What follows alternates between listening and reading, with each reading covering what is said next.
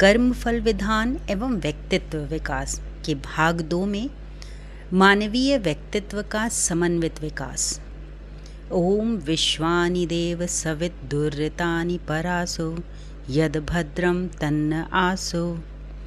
Man can be transformed into a noble, efficient, happy and disciplined member of the society by implanting of good thoughts, good feelings, good deeds and good emotions. Man can be transformed into great souls. Such transformed persons will spontaneously engage themselves in the task of promoting human welfare.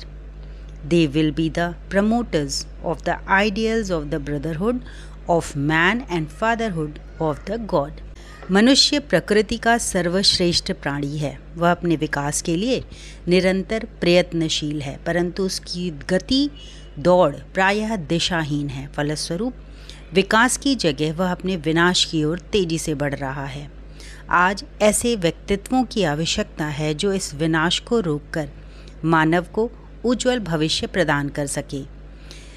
Himalaya के ऋषियों ने पंचकोशों का जागरण किया है, जिससे शानदार व जानदार प्रतिभाएं समाज को प्रदान की जा सकें। जब देश गुलाम था, कोई मार्ग नज़र नहीं आ रहा था, तो महर्षि अरविंद, महर्षि रमण ने सूक्ष्म जगत मीन्स सब्टल वर्ल्ड को गर्म किया, जिससे भारत का बच्चा बच्चा सिंह के समान साहसी होकर अंग्रेज़ों के विरुद्ध खड़ा होने के जोश से भर गया।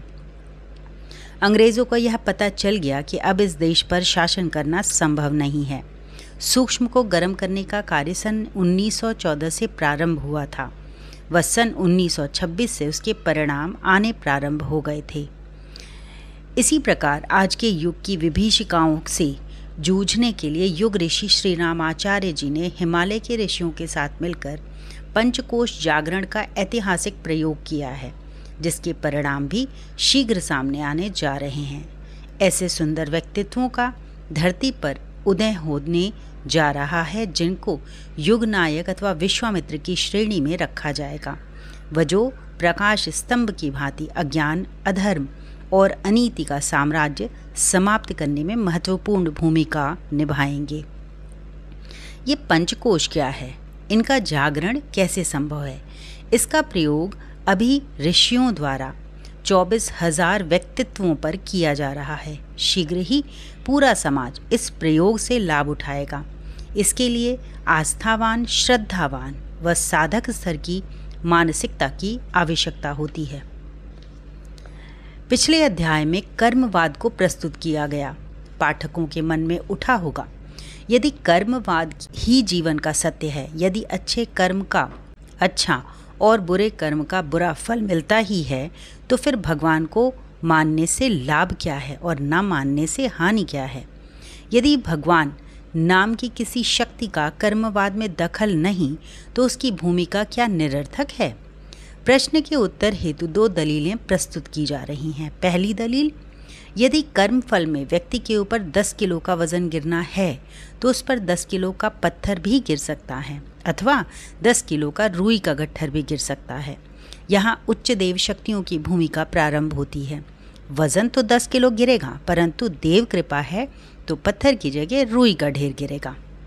दूसरी दलील है, यदि मई जून की तपती दोपहरी में तेज धूप में व्यक्ति को 5 किलोमीटर पैदल सफ़र करना है, देव कृपा से छाता मिल जाएगा और जिससे तपिश सहनीय हो जाएगी। इसके अतिरिक्त व्यक्तित्व के उच्च विकास हेतु देव शक्तियों से संबंध जोड़ना आवश्यक है, क्योंकि बिना उनके मार्गदर्शन के व्यक्तित्व को महान बनाना दुष्कर है।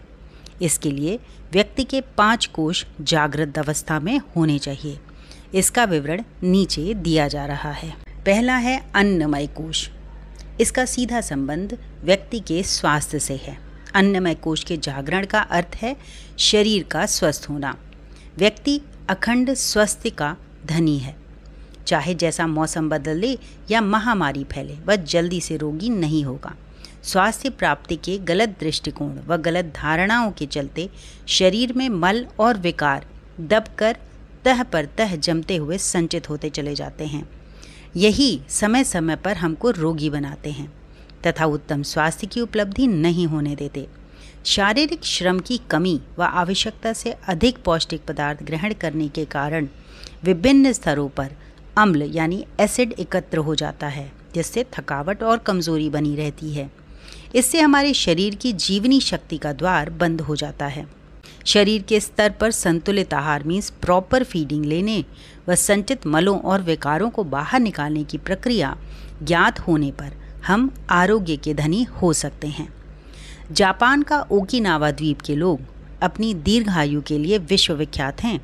वो लोग 100 वर्ष की आयु आराम से पूरी करते हैं। वहाँ हृदय रोगों व कैंसर जैसे रोगों की संख्या भी न्यूनतम है। ये लोग शाकाहारी होते हैं, यहाँ तक कि डेयरी उत्पादन का प्रयोग भी कम ही करते हैं।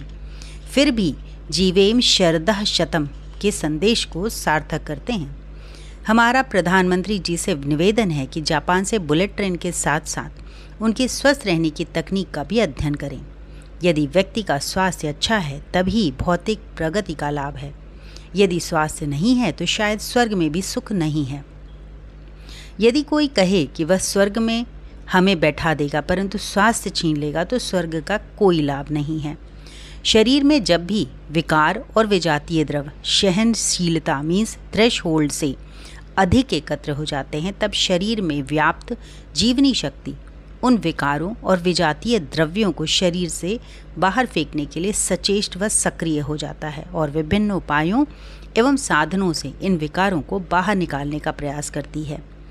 इस प्रकार जीवनी शक्ति शारीरिक शुद्धि में हमारी सहायता करती है, परंतु जीवनी शक्ति के इस लाभप्रद व्यवहार को हम ठीक से समझ नहीं पाते, क्योंकि विकार होने व निकलने का संकेत बहुधा पीड़ा उत्पत्ति के द्वारा दिया जाता है। शरीर के जिस स्थान या अंग में विकार एकत्रित होते हैं उसी स्थान पर जीवनी शक्ति टक्कर देकर एक प्रकार की पीड़ा की अनुभूति उत्पन्न करती है, ताकि उसके इस संकेत से हम यह जान सकें कि अमुक स्थान पर खतरा उत्पन्न हो चुका है। वहाँ विकार जमा होने के कारण जटिल रोग आ सकता है तथा उनको शरीर से बाहर निकालने के लिए यथासंभव प्रयास आवश्यक है। परंतु जब हम जीवनी शक्ति के इस पीड़ा रूपी संकेत को शत्रुवत मानकर कृत्रिम उपायों से उसको दबा देने की चेष्टा करते हैं तो विकार भी वहीं दब जाते हैं। दर्दनाशक दवाएं यानी पेन किलर्स को ही स्थायी हल मानकर हम अपना बड़ा नुकसान कर बैठते हैं। ज़रा सा मौसम बदलने पर अथवा अनुकूल परिस्थिति पाकर वे दबे हुए विकार फिर उभर आते हैं और पुनः भयंकर पीड़ा की अनुभूति उत्पन्न कराते हैं। यह पीड़ा व्यक्ति की सहनशीलता से बाहर होती है। इससे बचने के लिए व्यक्ति अधिकतर विषाक्त दवाओं के सेवन को मजबूर हो जाता है। फिर इस भयंकर दुष्चक्र से बाहर निकलना बहुत कठिन हो जाता है। धीरे धीरे ऐसा व्यक्ति असाध्य और जीर्ण रोगों से ग्रस्त हो जाता है। यह ठीक इस प्रकार से है जैसे यदि आँख में कोई कंकड़ पड़ जाए तो जब तक वह आँख से बाहर नहीं निकल जाता आँख में लगातार पीड़ा की अनुभूति होती रहती है। अब यदि कंकड़ को वहाँ से निकालने का प्रबंध करने के बजाय उसे दबा रहने दें अथवा जिस पीड़ा द्वारा इस कंकड़ के आँख में होने का संकेत मिल रहा है उस पीड़ा को अनुभव कराने वाली नाड़ियों को ही सुप्त कर दें तो हमारी इस नासमझी से आँख के अस्तित्व को खतरा उत्पन्न हो सकता है। जैसे यदि शरीर में कहीं कांटा गड़ गया तो जब तक वह कांटा नहीं निकलेगा तो उस स्थान पर बराबर खटक कर पीड़ा देता रहेगा। अथवा जैसे यदि भोजन करते समय श्वास नलिका में भोजन कड़ के चले जाने पर जब खांसी द्वारा उसे बाहर फेंका जा रहा हो तो क्या हम इस काम में प्रकृति का सहयोग नहीं करेंगे? यहाँ हमारा हल उस व्यक्ति के समान होता है जो कि चौकीदार को इसलिए नौकरी से निकाल देता है क्योंकि उसने खतरा देखकर रात्रि में अनेक बार सावधान चिल्लाकर हमारी नींद में विघ्न डाला था। बाद में चौकीदार की अनुपस्थिति और उन महाशय जी की अज्ञान जनित निद्रा का लाभ उठाकर विकार रूपी चोर निर्विघ्न हो गए और उस व्यक्ति की स्वास्थ्य रूपी सारी पूंजी को ही उड़ा कर ले गए। शरीर में विकार निम्न कारणों से एकत्रित होते हैं। पहला, हमारे शरीर में ऐच्छिक तथा अनैच्छिक क्रियाएं मीन्स वॉलंटरी और इनवॉलंटरी फंक्शंस जो है वो निरंतर चलती रहती हैं। इससे शरीर के कोशों की लगातार टूट फूट होती रहती है। ये टूटे हुए कोश मूलतः अम्लीय अथवा तेजाबी यानी एसिडिक होते हैं, अतः शीघ्र इनका बाहर निकलना आवश्यक है, अन्यथा ये रोगों को उत्पन्न करते हैं। जीवनी शक्ति का बड़ा भाग पाचन में व्यस्त रहता है। जीवनी शक्ति को भोजन पचाने के काम से थोड़ी देर के लिए मुक्त करना अनिवार्य है, जिससे वह तेजाब शरीर से बाहर निष्कासित किया जा सके। दूसरा होता है म्यूकस फूड्स, मीन्स श्लेष्मा युक्त भोजनों के कारण। श्लेष्म युक्त पदार्थ वो होते हैं जिनमें चिपकन होती है और जिससे लेई या माड़ बन जाता है, जैसे मैदा, चावल, अरबी, केला आदि। इसका प्रयोग सीमित रखा जाना चाहिए। और तीसरा होता है एसिडिक फूड्स, मीन्स अम्लीय भोजन। अम्लीय पदार्थ श्लेष्मा वालों से अधिक हानिकारक होते हैं। तेजाब युक्त पदार्थों में तले और भुने खाद्य आते हैं। उसके बाद गोले की गिरी, मीन्स नारियल के अतिरिक्त सभी गिरी वाले मेवों में एसिड होता है, अम्ल। बादाम में कम, काजू, अखरोट में अपेक्षाकृत अधिक और मूंगफली में सबसे अधिक एसिड होता है, अम्ल। चावल और गेहूं में कम, परंतु दालों में काफ़ी मात्रा में होता है। इसीलिए भारत में दाल खाने की प्रथा दिन में एक ही बार है। सबसे अधिक तीव्र अम्ल चाय और तंबाकू में होता है, जो कि मांस से भी 8 गुना अधिक होता है। इस प्रकार संसार के विषाक्त खाद्य पदार्थों की सूची में चाय का स्थान नंबर 1 पर है। उपर्युक्त विश्लेषण से यह स्पष्ट है कि यदि हम शरीर में मलों और विकारों को एकत्रित न होने दें तो शरीर में रोगों के होने की संभावना न्यून हो जाएगी। यदि पहले की गई गलतियों के कारण ये विकार शरीर में एकत्रित हो गए हैं तो उसको शरीर से बाहर निकालने का ज्ञान विज्ञान हमें अवश्य पता होना चाहिए। शरीर पर प्रयोग किसी भी वैद्य चिकित्सक अथवा आचार्य के मार्गदर्शन निर्देशन में ही करें, अन्यथा लाभ के स्थान पर हानि होने की संभावना भी है। इस लेख का मुख्य भाग श्री हृदय नारायण योगी जी की कृतियों से लिया गया है। उन्होंने अपना संपूर्ण जीवन राम काज के लिए समर्पित किया है। वो 90 वर्ष से अधिक आयु में भी पवन की भांति प्रवाहित होते रहते थे। लगभग 40 वर्षों तक प्रति माह लगभग 4000 मील की यात्रा बस या सामान्य श्रेणी के रेल टिकट पर करते हुए बिना औषधि प्रयोग के पूर्ण स्वस्थ जीवन का आदर्श उन्होंने हमारे सम्मुख रखा। पृथ्वी पर राम राज्य मतलब किंगडम ऑफ गॉड की स्थापना का उद्देश्य लेकर वे न ही थकते थे और न ही आघाते थे। ऐसे महान संत को हमारा शत शत नमन। तो ये हमारा था अन्नमय कोश का विस्तृत जानकारी। दूसरा है प्राणमय कोश। मनुष्य शरीर में भी एक प्रकार की विद्युत पाई जाती है जिसे जैव विद्युत कहा जाता है। यह जैव विद्युत भौतिक विद्युत से भिन्न है। इससे व्यक्तित्व के बहुमुखी विकास की अनेकानेक संभावनाएं निहित हैं। आध्यात्मिक विवेचना में इसको प्राण की संज्ञा दी गई है। इसी कारण प्राण ही जगत की मान्यता है। शरीर में बल, चुस्ती, स्फूर्ति, इंद्रियों के कार्य, व्यापार, जीवनी शक्ति व निर्भयता, साहस आदि प्राणमय कोश के अंतर्गत आते हैं। प्राण प्रवाह को विकसित, परिष्कृत व परिशोधित करने के भारतीय ज्ञान विज्ञान से प्राणों को नियंत्रित व विकसित कर मनुष्य विशिष्ट विभूतियों व शक्तियों का स्वामी बन सकता है। जिस प्रकार भौतिक विज्ञान में मुख्यतः 5 ऊर्जाओं का विवरण मिलता है, जो कि ऊष्मीय ऊर्जा, चुंबकीय ऊर्जा, ध्वनि ऊर्जा, प्रकाश ऊर्जा और विद्युत ऊर्जा, means heat energy, magnetic energy, sound energy, light energy और इलेक्ट्रिक एनर्जी के नाम से जाने जाते हैं। तो हमारे अंदर भी प्रकृति ने 5 प्रकार के प्राणों की व्यवस्था की है।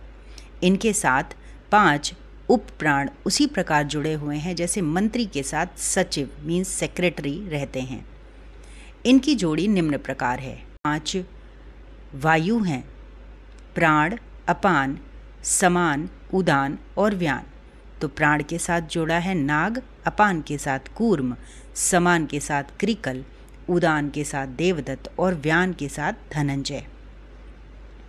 प्राण शक्ति का अभिवर्धन मीन्स हमारा प्राणायाम। जैसे पंखा चलाने के लिए, बल्ब जलाने के लिए विद्युत चाहिए, वैसे ही जड़ पदार्थों से बने मानव शरीर को चलाने के लिए एक प्रकार की शक्ति चाहिए। उसका वर्णन हमारे शास्त्रों में प्राण शक्ति के नाम से जाना जाता है। प्राण शक्ति को बढ़ाने की विद्या को प्राणायाम कहा जाता है, अर्थात प्राणों का विस्तार या अभिवर्धन। विश्व ब्रह्मांड में प्राणों के 3 स्रोत पाए जाते हैं। पहला स्रोत है धरती। धरती से उपजने वाली वस्तुएं जैसे अन्न, जल इत्यादि। दूसरा स्रोत है वायु एवं तीसरा स्रोत है सविता। वायु अर्थात श्वास के द्वारा हम प्राण शक्ति ग्रहण करते हैं। प्रातः और सायं 20-20 मिनट सांस के द्वारा प्राण शक्ति खींचने का प्रयास सबको करना चाहिए। शांति से बैठकर धीरे धीरे किया हुआ भोजन पर्याप्त प्राण शक्ति देता है। हमारे मुख की जिह्वा भोजन से प्राण तत्व खींचती है। सविता प्राण शक्ति का सर्वोत्तम स्रोत है। अनेक योगी सविता से सीधा प्राण लेकर बिना भोजन किए लंबे समय तक रहते हैं, परंतु सविता से प्राण लेना थोड़ा कठिन कार्य है। पवित्र व आत्मबल संपन्न साधक ही इस विद्या का अभ्यास कर सकते हैं। अब से 150 वर्ष पूर्व वायुमंडल प्राण शक्ति से भरपूर था। फसलों के द्वारा, शुद्ध वायु के द्वारा पर्याप्त प्राण जीवों को प्राप्त हो जाता था, परंतु आज के वैज्ञानिक युग में प्राण तत्व में भारी गिरावट आई है। रासायनिक खादों व कीटनाशक दवाओं ने खाद्य पदार्थों के प्राण तत्व को कम कर दिया है। विद्युत उपकरणों से पौष्टिकता व प्राण तत्व में गिरावट आई है। वाहनों के धुएं, बढ़ते औद्योगिकीकरण व मोबाइल के बढ़ते प्रचलन ने वायुमंडल के प्राण तत्व को बहुत कमज़ोर कर दिया है। एक छोटी सी घटना का जिक्र करना यहाँ उचित प्रतीत होता है। एक बार एक गांव में सास बहू खुली रसोई में रोटी पका रही थीं। अचानक दूर खड़े छोटे बच्चे ने गर्म दूध का गिलास अपने ऊपर गिरा लिया। दोनों रसोई छोड़कर उसकी साफ सफाई करने लगीं। दीवार पर बैठे एक कौवे ने मौका देखकर गूंदे हुए आटे में चोंच भरी व थोड़ा सा आटा चोंच में दबाकर ले उड़ा। यह देखकर सास बहुत दुखी हुई। बहू ने सांत्वना देते हुए कहा कि माँ जी परेशान न हो, यह आटा गाय को देकर दूसरा गूंद लेते हैं। इस पर सास बोली, बहू मैं परेशान इसलिए नहीं हो रही हूँ कि आटा बेकार हो गया, अपितु मैं दुखी इसलिए हो रही हूँ कि हमारा आटा शक्तिहीन है। यह सुनकर बहू को आश्चर्य हुआ कि शक्तिहीन क्यों कहा, इसका कारण उसने पूछा। तो सास ने बताया कि जब वह उसकी मतलब बहू की उम्र की थी, तब एक बार एक कौवे ने गूंदे आटे में चोंच मारी, परंतु कौवा चोंच में आटा दबाकर नहीं ले जा सका, क्योंकि आटा इतना मजबूत था कि जोर लगाने पर भी वो नहीं टूट पाया। और हमारा आटा इतना कमज़ोर हो गया है कि आराम से कौवा उसको तोड़ ले गया। कहने का तात्पर्य है कि हर चीज़ प्राणहीन होती जा रही है। खेती बाड़ी का गलत ढंग, भोजन बनाने का गलत ढंग, खाने पीने का गलत ढंग। हमारी जीह्वा मीन्स जीभ भोजन से प्राण तत्वों को चूसती है, परंतु हम जल्दी जल्दी चबाकर जीभ को प्राण तत्व चूसने का मौका ही नहीं देते। उदाहरण के लिए, यदि किसी को दूध अथवा पानी पीना हो तो गट-गट करके पी जाते हैं। यहाँ तक कि पानी को भी धीरे धीरे चूस चूस कर पीना चाहिए, यह भावना करते हुए कि जल का प्राण तत्व जीह्वा के माध्यम से शरीर में अवशोषित हो रहा है। इस प्रकार पिया हुआ पानी बहुत लाभप्रद हो जाता है। खान पान के तौर तरीकों को सुधार कर शरीर में प्राण तत्व को बढ़ाया जा सकता है। श्वास प्रश्वास के द्वारा भी वातावरण के प्राण तत्व को अवशोषित किया जा सकता है। श्वास प्रश्वास की यह प्रक्रिया प्रातःकाल खुले वातावरण में की जाती है, क्योंकि खुले वातावरण में प्राण तत्व अधिक होता है। मोबाइलों के बढ़ते टावर इस प्राण तत्व के दुश्मन प्रतीत होते हैं। उनसे निकलती विद्युत चुंबकीय तरंगे, जिसको इलेक्ट्रोमैग्नेटिक रेज कहते हैं, वातावरण को विषैली बनाती चली जा रही हैं। अतः टावर से 200 मीटर की रेंज में रहना खतरे से खाली नहीं है। प्राण शक्ति का तीसरा बड़ा स्रोत है सविता अर्थात सूर्य। हमारे पूर्वज ऋषि मुनि सूर्योपासना के माध्यम से वातावरण से प्राण शक्ति खींच लिया करते थे। इस प्राण शक्ति से वो सदा जीवंत व निरोगी बने रहते थे। हनुमान जी के गुरु सूर्य थे। सूर्य साधना करते करते हनुमान जी सूर्य के समान तेजस्वी होते चले गए। उनका तेज देखकर लोगों को लगता जैसे सूर्य उनके भीतर समा गया है अथवा उन्होंने सूर्य निगल लिया हो। इसीलिए कहावत पड़ गई, बाल समय रवि भक्ष लियो। परंतु मौलिक रूप से असंभव जान पड़ता है कि कोई छोटा बच्चा सूर्य को निकल जाए। सूर्य के प्राण शक्ति के स्रोत से कोई छेड़छाड़ नहीं कर सकता। सविता देव अभी सभी प्रकार के प्रदूषण से मुक्त हैं। जिन्हें स्वस्थ रहना है, ताकतवर बनना है, उन्हें सूर्य का ध्यान करना होगा। किसी ने ठीक कहा है, नित्य सूर्य का ध्यान करेंगे, अपनी प्रतिभा प्रखर करेंगे। आने वाले समय में सूर्य उपासकों की संख्या तेजी से बढ़ेगी। शीघ्र ही पूरे विश्व का ध्यान प्राण शक्ति के इस अकूत भंडार सविता की ओर जाने वाला है। संक्षेप में प्राण शक्ति अभिवर्धन के 24 नियम हैं, इनको देखेंगे।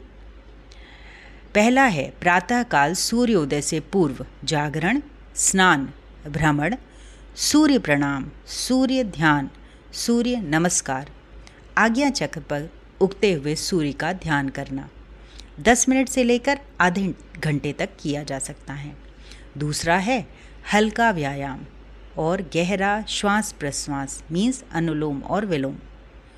तीसरा है मंत्रों का जाप, गायत्री मंत्र, महामृत्युंजय मंत्र अथवा सद्गुरु के द्वारा दिया गया कोई भी मंत्र।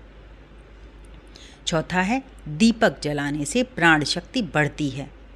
यज्ञ हवन से प्राण शक्ति बढ़ती है। पांचवा है कामुक वातावरण से दूर रहकर ब्रह्मचर्य का पालन करना। छठा है भोजन सुपाच्य, हल्का और कम पका हुआ हो।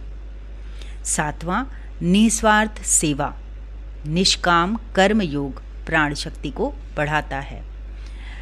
मन को उच्च विचारों से सदा ओत-प्रोत रखने से भी हमारी प्राण शक्ति बढ़ती है। नौवां है देशभक्ति या ईश्वर भक्ति को जीवन में स्थान देने से प्राण शक्ति बढ़ती है। 10वां है स्वाध्याय अर्थात श्रेष्ठ पुस्तकों के अध्ययन की आदत डालना। 11 है ईर्ष्या, द्वेष, भय और महत्वाकांक्षाओं से बचना। 12 है गौ सेवा, इससे प्राण शक्ति बढ़ती है या गौशाला में सेवा करना। 13 है निंदा, चुगली, परदोष दर्शन में रुचि न लेना। घटिया समाचार पत्र, घटिया सीरियल व अश्लील दृश्यों से सदा दूरी बनाने का प्रयास करें, इससे प्राण शक्ति बढ़ती है। 14 है तीर्थ सेवन करें। जहाँ वातावरण में प्राण शक्ति अधिक हो ऐसी जगह पर समय लगाएं। जिन व्यक्तियों के पास उच्च प्राण हो उनका संग करें। इससे व्यक्ति का प्राण स्वतः ऊर्ध्वगामी मीन्स ऊपर की ओर होता है और विकसित होता है। 15 सबके प्रति शुभ कामना व मंगल भावना रखें। क्षमा करना सीखें। व्यर्थ की बातों में मन को न उलझाए रखें। पुरानी फाइलें बंद कर दें। 16 है खुलकर हंसने का अभ्यास करें। रात को सोने से पूर्व प्रार्थना एवं ईश्वर का धन्यवाद करें, इससे प्राण शक्ति बढ़ती है। 17 अपने को कर्ता भाव से मुक्त करें। अपने स्थान पर ईश्वर को कर्ता मानकर चिंता मुक्त रहें, ये भी प्राण शक्ति बढ़ाती है। 18 जीवन बहुत छोटा है, इसे व्यर्थ की चर्चा, चिंता और चेष्टा में अथवा अपने प्रति हुए अनुचित व्यवहार की दुखद यादों में खर्च न होने दें। 19 मेरा यहाँ कुछ नहीं और मुझे कुछ नहीं चाहिए, ये जो सीख लेता है उसको संसार में कोई भय नहीं रहता और उसे कोई परतंत्र नहीं कर सकता। 20 क्रोध विवेक को, अहंकार मन को और लोभ इंसानियत को खाता है। चिंता आयु को, रिश्वत इंसाफ को और वासना आदमी को खा जाती है। इन सब से बचना चाहिए। 21 हम अपने सत्य की पूजा करें। अच्छी बात है, करनी भी चाहिए, परंतु दूसरों के विश्वास का भी सम्मान करें, यह भी आवश्यक है। 22 एक बार क्रोध करने पर शरीर में खून की 8 बूंदें कम हो जाती हैं, जबकि यही 8 बूंद रक्त के निर्माण में 5 दिन लगते हैं। तो क्रोध ना करें। क्रोध की एक ही औषधि है, वो है मौन व्रत। क्रोध मूर्खता से प्रारंभ होकर पश्चाताप पर समाप्त होता है। When you feel angry, keep your mouth shut. Don't talk and your anger will be 50% gone. Drink some cold water and it will be 75% gone. Get out of the house and take a walk and it will be 100% gone. तो क्रोध को दूर भगाने के लिए मौन व्रत, थोड़ा पानी, उसके बाद एक छोटी सी वॉक, इससे आपका क्रोध 100% चला जाएगा। 23 है नित्य अंतर्मुख, प्रसन्न, आनंदित और ईश्वर के सनातन सपूत होकर कार्य करो, न कि खिन्न, अधीर और उद्विग्न होकर। और अंतिम है जीवन में सरल, सहज और सजग रहो। जीवन में व्यस्त रहो, मस्त रहो, पर अस्त व्यस्त ना रहो। ये 24 जो सूत्र बताए गए हैं, ये सूत्र से हमारा प्राणमय कोश जो है वो शक्तिशाली बनता है। तीसरा है मनोमय कोश। मनोमय कोश निर्भर करता है हमारे मन पर, मन के विचार और सोच, उसको पॉजिटिव रखना। श्रेष्ठ विचार, तर्क क्षमता, स्मृति तथा हृदय की सरलता ही मनोमय कोश की जागृति की पहचान है। मानव का जीवन, उसका उत्कर्ष, उसका विकास, यह सब उसके विचारों पर निर्भर है। यदि मानव के विचार शुद्ध, ओजस्वी, साहसयुक्त, आशापूर्ण और स्फूर्तिदायक हैं तो जीवन में सफलताएं प्राप्त होंगी। मनोमय कोश के जागरण के लिए नकारात्मक एवं संशयात्मक विचारों से छुटकारा पाने की आवश्यकता होती है। कई बार ये विचार हमारे ऊपर बुरी तरह हावी हो जाते हैं और हमारे व्यक्तित्व को बुरी तरह तहस नहस कर डालते हैं। कारण यह है कि आजकल सूक्ष्म जगत में गलत विचारों की भरमार है।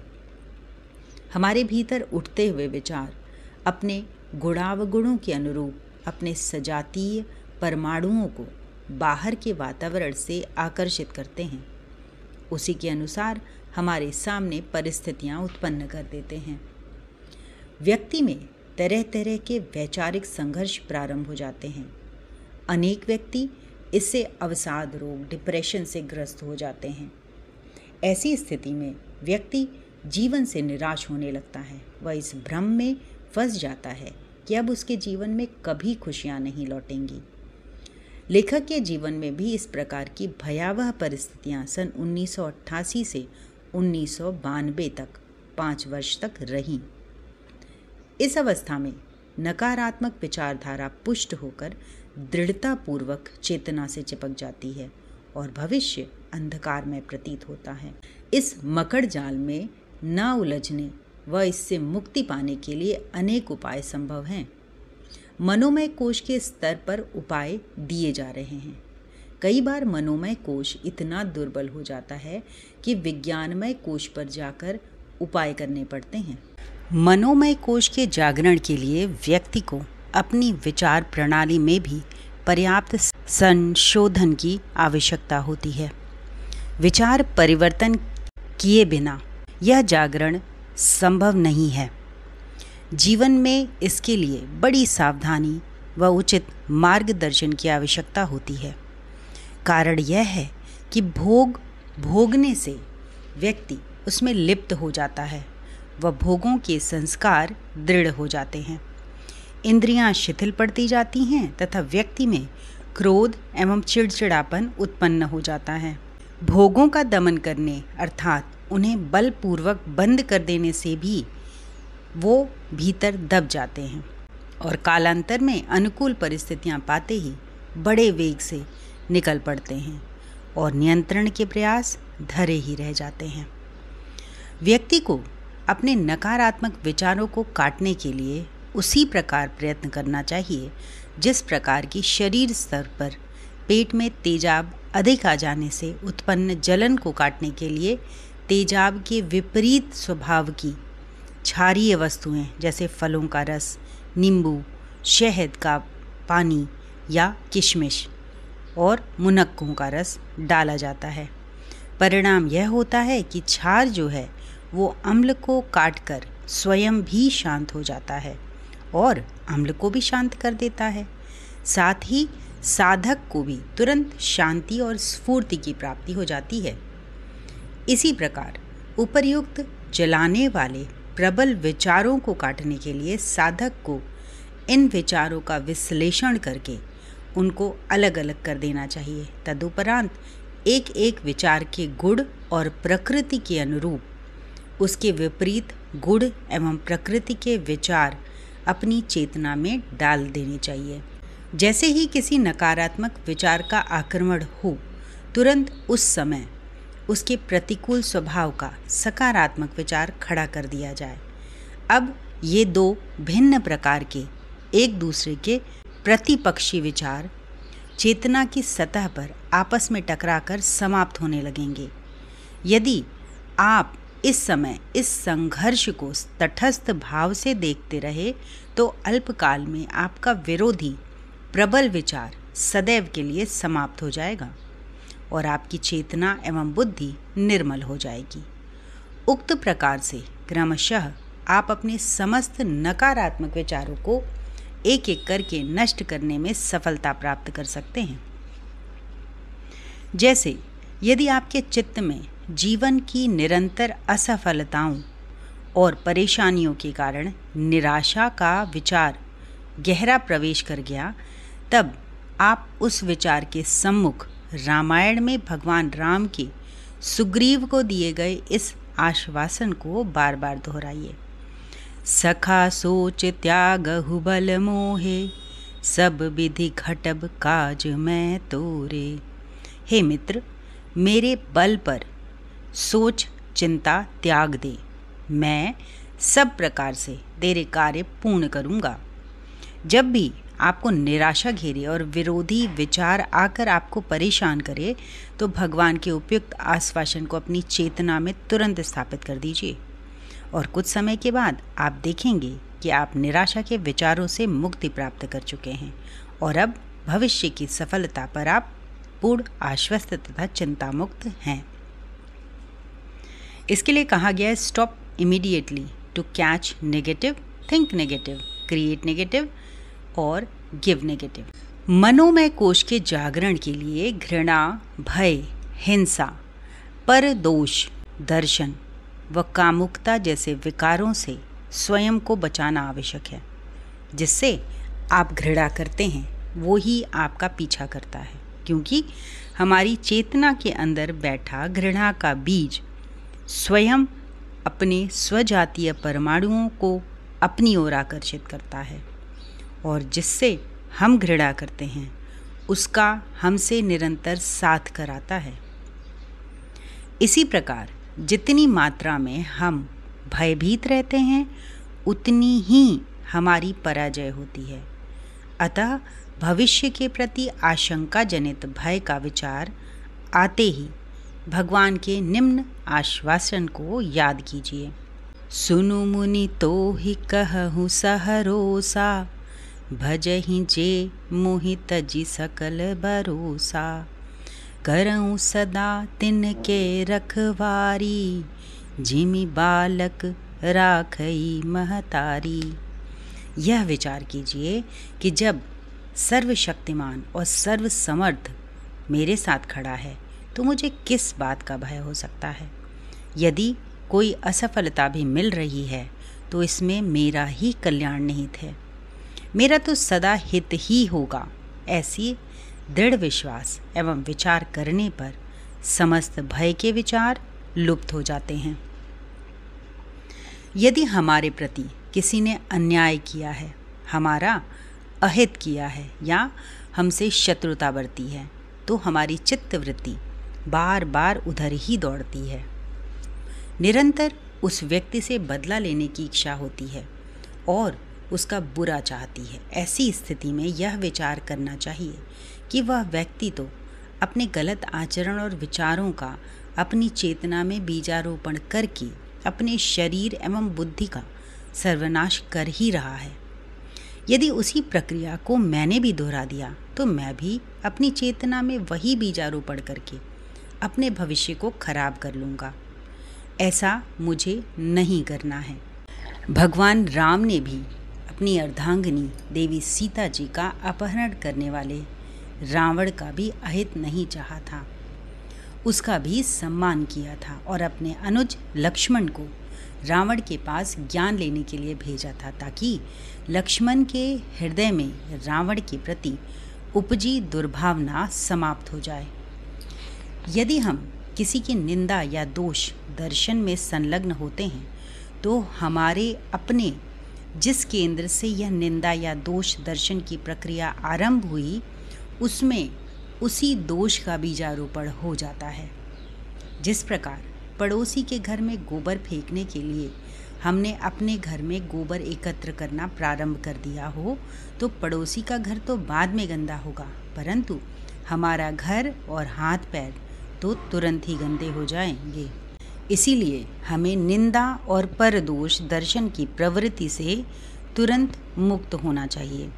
यदि हमारे मन में कामुकता अथवा इंद्रिय लोलुपता के भाव आए तो यह विचार करना चाहिए कि जिसके सौंदर्य पर हमारे ये वासनात्मक विचार आधारित हैं, उसकी चेतना का आधार मेरे भगवान का अत्यंत अल्प अंश है, जिसके अभाव में वह सौंदर्य मूर्ति एक घिनौने पदार्थ के अतिरिक्त और कुछ नहीं रहेगी। फिर उसकी ओर कोई देखना भी नहीं चाहेगा। जब भगवान के एक अत्यंत अल्प अंश में इतना सौंदर्य है तो उसकी विशालता में कितना अनंत सौंदर्य होगा, उसकी निकटता में कितने अपूर्व रस की प्राप्ति होगी। संसार में जहाँ जो कुछ सौंदर्य है वह परमात्मा के अनंत सौंदर्य का अत्यंत अल्प अंश है। इस प्रकार का विचार करके अपने इष्ट के रूप सौंदर्य का ध्यान करते ही क्षणिक कामुकता के विचार तुरंत विलुप्त हो जाते हैं। कई लोग उत्तेजित स्वभाव के होते हैं, किंतु बात बात पर हर समय व्यवहार में उत्तेजित होने वाले मनुष्य सहज ही दूसरों से लड़ाई झगड़ा कर लेते हैं। किसी बात पर ऐसे लोग ठंडे दिमाग से विचार नहीं कर पाते। इसी तरह कई व्यक्ति इस तरह के होते हैं कि मन ही मन किसी सोच विचार मानसिक उलझन से परेशान रहते हैं। उनके चेहरे पर कलांति द्वंद्व बेचैनी के भाव छलकते रहते हैं। कईयों को आत्मविश्वास का अभाव, हीनता की भावना, घबराहट आदि की असंतुलित बना देते हैं। इस तरह की सभी बातें मनुष्य की मानसिक अस्वस्थता की परिचायक हैं, जो जीवन के प्रत्येक क्रियाकलाप में प्रकट होती रहती हैं। इससे प्रभावित होने वाले दूसरे लोगों की अच्छी राय नहीं बनती। कोई भी समझदार आदमी उत्तेजित, हीन भावना युक्त, अंतर्द्वंद में परेशान, कलांत व्यक्ति को अपने काम में लगाना या साथ रखना पसंद नहीं करेगा। ये सभी बातें सामान्य सी लगती हैं, किंतु किसी भी क्षेत्र में सफल होने के लिए ये बहुत बड़ी बात है। बालकों की सी ही मनोवृत्ति बहुत से व्यक्तियों की होती है। वे अधीरतापूर्वक बड़े बड़े सत्परिणामों की आशाएं बांधते हैं और उसके लिए जितना श्रम और समय चाहिए उतना लगाने को तैयार नहीं होते। सब कुछ उन्हें तुरंत फुरंत ही चाहिए। ऐसी बाल बुद्धि रखकर यदि किसी बड़ी सफलता का आनंद प्राप्त करने की आशा की जाए तो वह दुराशा मात्र ही सिद्ध होगी। इसमें दोष किसी का नहीं, अपनी उतावली का ही है। इसी मानसिकता के कारण ज्योतिषी एवं अन्य जादू टोने टोटके समाज में फलते फूलते हैं। सफलता और असफलता की चिंता किए बिना अपने कर्तव्य पालन में जी संतुष्ट रहने लगे तो समझना चाहिए कि अपना दृष्टिकोण सही हो गया, अपनी प्रसन्नता अपनी मुट्ठी में आ गई है। गीताकार ने यह सहज नुस्खा हमें बताया है कि फल के लिए उत्तेजित मत हो, उस पर बहुत ध्यान भी मत दो। न तो सफलता के लिए आतुरता दिखाओ, न असफलता मिलने पर परेशान हो। चित्त को शांत और स्वस्थ रखकर अपने कर्तव्य को एक पुरुषार्थी व्यक्ति की तरह ठीक तरह पालन करो। फल के लिए उतावला व्यक्ति अपने भविष्य की आशावादी अथवा निराशावादी कपोल कल्पनाओं में ही झूमता रहता है, वर्तमान पर ध्यान नहीं दे पाता, जिससे फल का निर्माण होना है। बीज बोने, जमीन की गुड़ाई, सिंचाई पर ध्यान देने की बजाय यदि वृक्ष के फलों पर ही विचार करते रहेंगे कि फलों से हमें अमुक अमुक फायदा होगा, तो वृक्ष कैसे उग पाएगा। किसी ने सत्य ही कहा है, परिणाम एवं फल की आसक्ति कर्म और सेवा के आनंद को नष्ट कर देती है। विचारणीय बात यह है कि हम अपने जीवन की समस्याओं को अपना भीतरी सुधार करके एवं अपनी विचार शैली में थोड़ा परिवर्तन करके हल कर सकते हैं। कठिनाई यह है कि अधिकांश मनुष्यों की मानसिकता ऐसी होती है कि वे अपने आप को हर बात में निर्दोष मानते हैं। अपनी बुराइयां उसी प्रकार नहीं सूझ पड़ती जिस प्रकार अपनी आँख में लगा हुआ काजल दिखाई नहीं देता। कोई दूसरा व्यक्ति यदि अपनी गलती समझाए सुझाए तो मन इस बात के लिए तैयार नहीं होता कि उसे स्वीकार करें।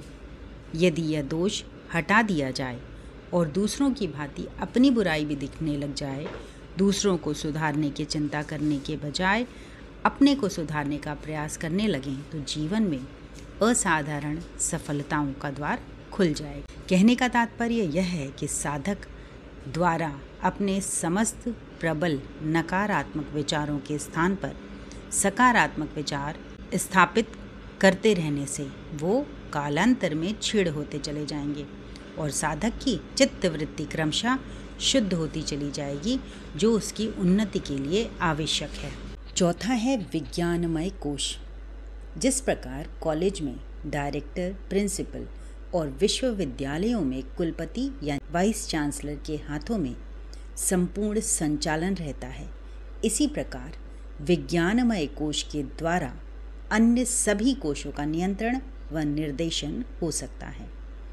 मानव जीवन के क्रियाकलाप मनोमय कोश से पूर्ण हो जाते हैं।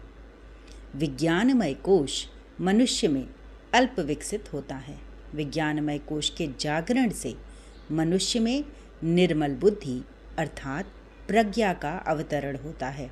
प्रज्ञा पुरुष का जीवन भटकाव रहित होता है, निर्द्वंद होता है। सही गलत की उसको भली भांति पहचान होती है।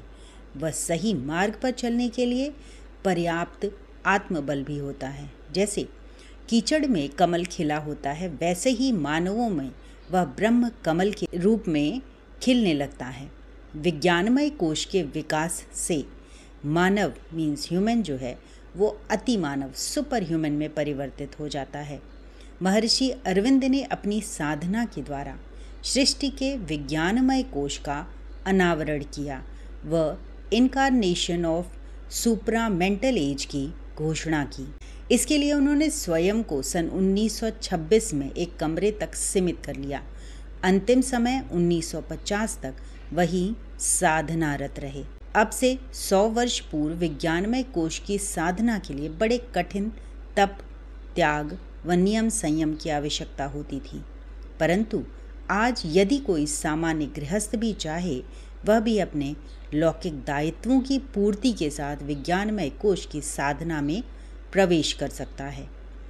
भगवान की इस पतित पावनी व्यवस्था का लाभ भी अगर मानव न ले पाए तो उससे बड़ा दुर्भाग्य उसका और क्या हो सकता है।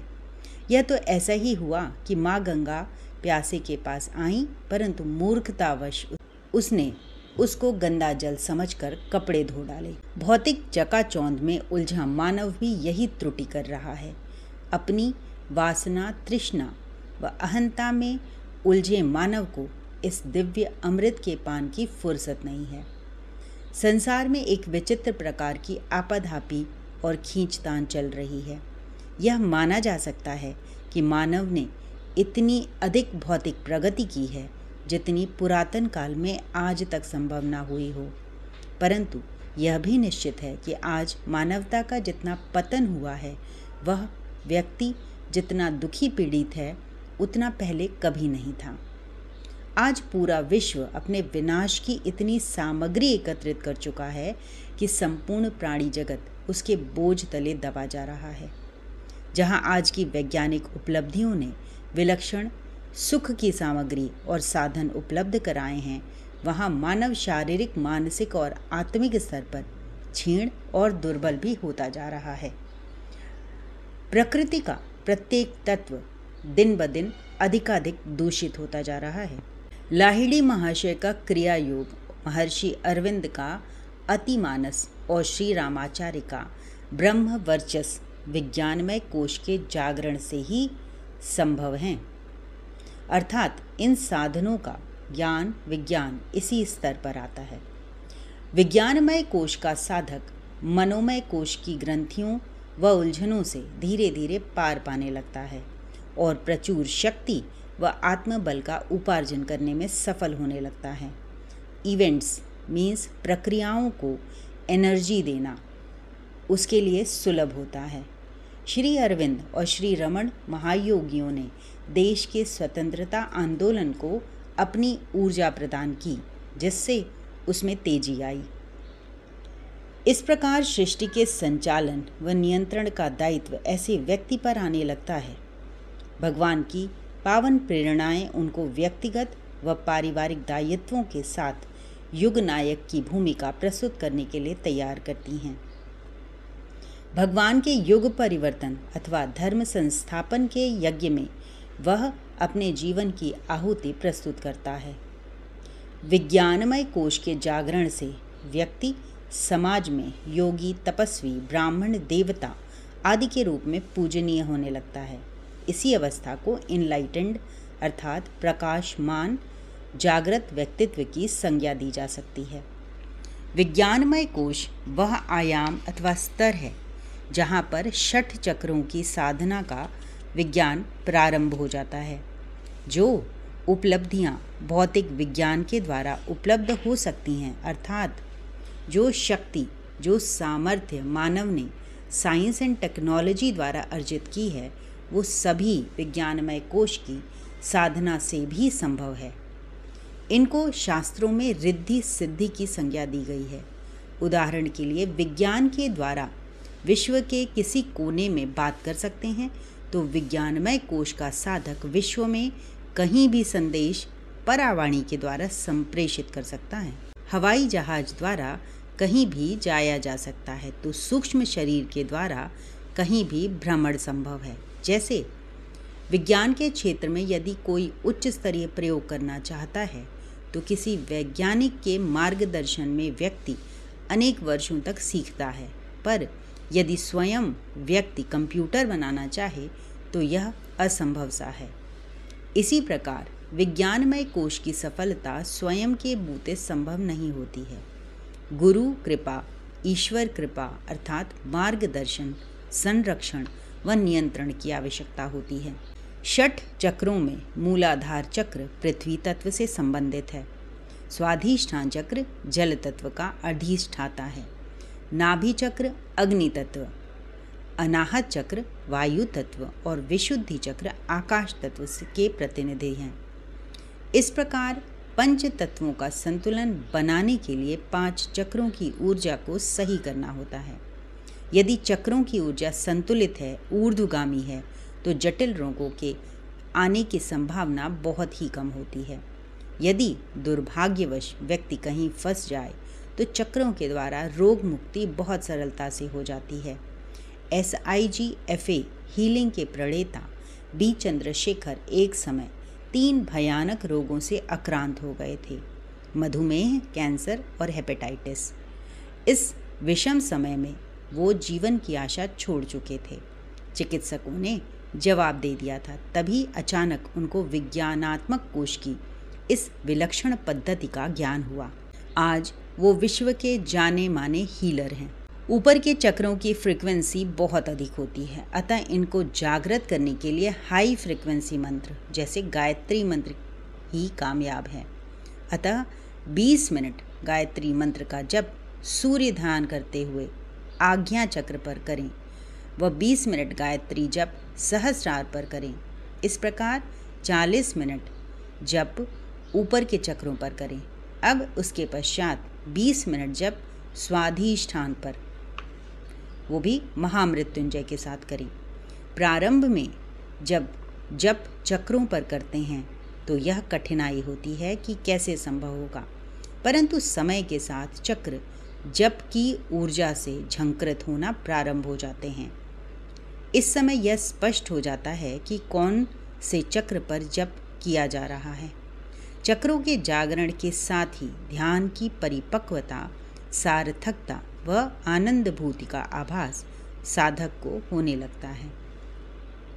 यह ध्यान रहे कि ऊपर के चक्र पहले जागृत हों, नीचे वाले चक्र बाद में या साथ साथ। यदि नीचे के चक्र पहले जागृत होते हैं तो ऊर्जा के ऊर्ध्वगमन में कठिनाई आती है। यदि ऊपर के चक्र पहले जागृत हो जाएं तो वे ऊर्जा को नीचे से ऊपर खींचते रहते हैं। प्राचीन काल में साधक नीचे से प्रारंभ करते थे। मूलाधार, स्वाधिष्ठान, मणिपुर और अनाहत पर साधना करते अनेक साधक पाए जाते थे। यदि नीचे के चक्रों में ऊर्जा पर्याप्त है तो व्यक्ति शरीर बल व प्राण बल का धनी होता है। मूलाधार की मजबूती से शरीर भीम के समान विशालकाय हो सकता है। अनाहत की मजबूती से साधक पवन पुत्र के समान वेगवान, गतिमान हो सकता है। आज पश्चिमी सभ्यता के प्रभाव के कारण वातावरण बहुत दूषित हो चुका है, अतः यदि नीचे के चक्र जागृत हों तो यह ऊर्जा निम्नगामी होकर अनेक प्रकार के विकार उत्पन्न कर सकती है। यदि ऊर्जा ऊर्ध्वगामी होता है तो ऐसा साधक वीर भाव का धनी व अनेक प्रतिभाओं का स्वामी होता है। आज्ञा चक्र व सहस्रार चक्र साधक में स्वतः ज्ञान, वैराग्य व संयम की उत्पत्ति करते हैं, अतः इस युग में इनका जागरण आवश्यक है। यदि ज्ञान और वैराग्य की उत्पत्ति स्वाभाविक रूप से नहीं हो रही है तो वासनाओं को नियंत्रित करने के लिए व्यक्ति को संघर्ष करना पड़ेगा। यह युद्ध थोड़े समय ही ठीक रहता है। लंबे युद्ध अथवा कठिन संघर्ष किसी न किसी विकृति या रोग की उत्पत्ति कर देते हैं, अतः आज्ञा चक्र का जागरण कर उसका ख्याल रखें। 5वां कोश होता है आनंदमय कोश, और यही कोश सबसे अंतिम कोश है शरीर का। जिनका आनंदमय कोश जागृत हो जाता है उनका हृदय सदैव दिव्य प्रेम से छलकता रहता है। अपने आलोचकों व निंदकों के प्रति भी वे करुणा व प्रेम भाव रखते हैं। वे कहते हैं कि प्रेम के बदले प्रेम करना तो पशु भी जानते हैं, कुत्ता भी रोटी पाकर दुम हिलाता है, परंतु सच्चा प्रेमी तो वही है जो विरोधियों के प्रति भी कल्याण और प्रेम का भाव रखे। महात्मा बुद्ध, महर्षि रमण जैसे महान विभूतियाँ इस श्रेणी में आती हैं, जिनके पास बैठकर व्यक्ति को बड़ी शांति, प्रसन्नता व अंतर्मुखी होने की अनुभूति होने लगती है। इस कोश को पूर्णतः जागृत कर लेने पर तुरीयावस्था की प्राप्ति हो जाती है, जिससे मानव के संपूर्ण दुखों का नाश हो जाता है। साधक अपने अजर, अमर व अविनाशी आनंदमय स्वरूप को प्राप्त हो जाए। इसके विषय में एक कहानी दी गई है। एक बार एक राजा जो बहुत ही न्यायप्रिय थे, वेश बदलकर घूमा करते थे। वह एक गांव में पहुंचे। वहां गन्ने की बहुत अच्छी फसल हुई थी। एक बूढ़ी माता खेत की देखभाल कर रही थी। मुसाफिर के वेश में राजा ने बूढ़ी माता से उनकी फसल के विषय में पूछताछ की। माता ने पहले तो मुसाफिर को गन्ने का रस पिलाया। मुसाफिर उनके इस अतिथि सत्कार से बहुत प्रसन्न हुआ। ऐसा रस उन्होंने कभी नहीं पिया था। माता ने अतिथि को बताया कि राज्य का स्वामी बहुत ही श्रेष्ठ व्यक्ति है। उन्हीं के प्रताप से गांव, खेत हरे भरे रहते हैं। अब राजा को यह लगा कि जब उसी के प्रताप से खेती हरी भरी है तो इसका एक भाग उसके राजकोष को मिलना चाहिए। राजा ने अब प्रजा पर कर लगा दिया। राजकोष भरता रहा व राजा खूब प्रसन्न हुआ। इस प्रकार 3 वर्ष बीत गए। राजा एक बार वेश बदलकर प्रजा का हाल जानने के लिए निकले। वह उसी स्थान पर पहुँचे। बूढ़ी माता ने पुनः 2 गन्ने तोड़े व रस निकाला। गिलास इस बार आधा भरा था। राजा ने रस पिया तो उतना स्वादिष्ट भी नहीं लगा। मुसाफिर के वेश में राजा ने पूछा कि पहले तो गन्ने से अधिक रस निकलता था, अब कम क्यों? इस पर बूढ़ी माता ने बड़ा सुंदर उत्तर दिया, जब से राजा दयाहीन हुए हैं ये धरती भी रसहीन हो गई है।